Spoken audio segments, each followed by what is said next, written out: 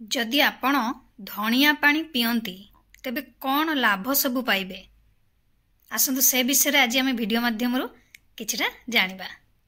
आपण जानती कि सुखिला धनिया मंजीरु पानी पीवा द्वारा कोलेस्ट्रॉल स्तर एवं रक्त रे शर्करा स्तर कम रही थाए।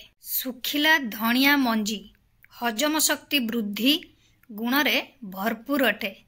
एथि सहित धनिया मंजी चा पीवा मध्य शीत दिने ओजन ह्रास करिबारे ये साहाय्य करिथाए। धनिया मंजी डायटेरी फाइबर एवं एंटीऑक्सीडेंट रे भरपूर एवं एहा अनेक जरूरी विटामिन एवं मिनेराल्स रो उत्स अटे।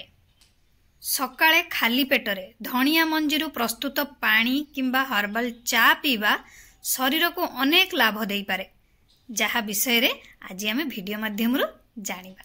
ताले चलंतु वीडियो आरंभ करिबा। गुड आफ्टरनून आपण समस्त को मो तरफ नमस्कार। आशा करुच्ची आपण माने समस्ते भलरे थिबे। ताले चलंतु वीडियो आरंभ करिबा।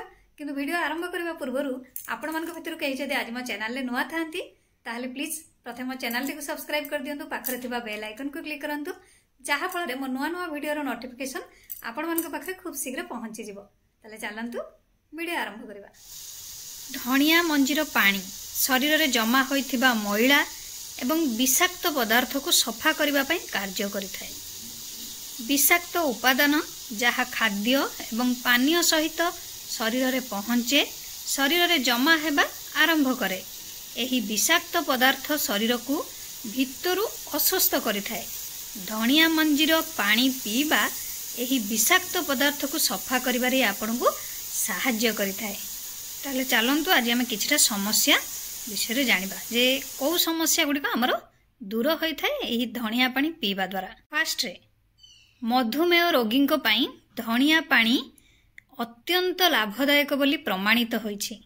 धनिया पानी पीवा शरीर रे चीनी स्तर वृद्धि को रोकिबारे सहाय्य करिथाए।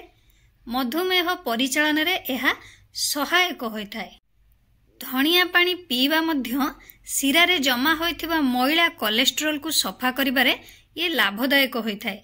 तेणु अचिंतारे सखाळु खाली पेटरे धनिया पानी पीवा अभ्यास को आरंभ करि दियंतु। नेक्स्ट रे शरीर रे प्रदाह वृद्धि हेले आर्थराइटिस एवं अन्यान्य गंठी संबंधी समस्या बढ़ी पारे। एही परि परिस्थिति रे गंठी जंत्रणा परि समस्या बढ़िबारे लागे। धनिया रे एंटी इन्फ्लामेटरी उपादान मिली थाए, जहा शरीर रे फुला को ह्रास करिथाए एवं गंठी जंत्रणा रु मुक्ति देई थाए। धनिया पानी ओजन ह्रास करिथाए। धनिया रे उपादान रही थाए जहा शरीर रो मेटाबॉलिज्म वृद्धि करिथाए। तीव्र मेटाबॉलिज्म हेतु शरीर रे गच्छित चर्बी को जालिबा सह ओजन ह्रास करिबारे सहज होइथाए।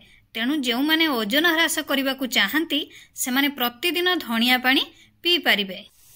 नेक्स्ट रे धनिया चा बा धनिया पानी पीवा मध्य महिला मानकर धला रंगर समस्या मुक्ति पाइबा पई ये लाभदायक अटे।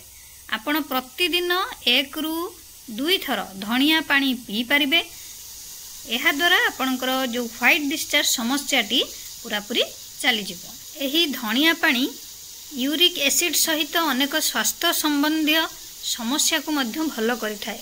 धनिया मंजी एंटीऑक्सीडेंट रे भरपूर अटे। एही शस्यरु पानी पीवा शरीर रोग प्रतिरोधक शक्ति बढ़ाई थाए। एहा व्यतीत एही जल मागणा रेडिकल्स को मध्य दूर करिथाए, जहा शरीर को क्षति पहुंचाई थाए।